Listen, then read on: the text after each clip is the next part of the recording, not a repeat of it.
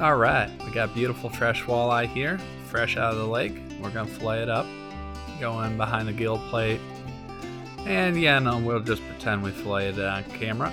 Now get the skin off by running your knife flat along the skin with a little bit of downward pressure on the fillet. The skin will come right off. Woohoo!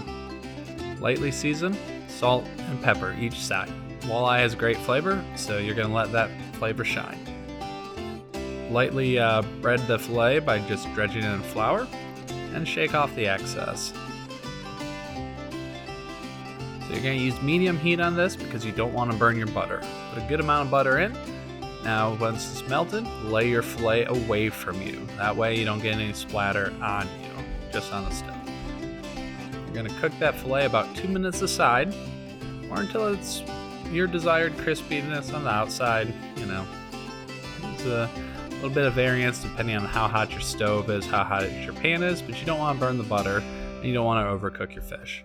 Pull out on time, as always, drain on a paper towel, and go ahead and serve that for breakfast because that's the best meal ever. Cheers!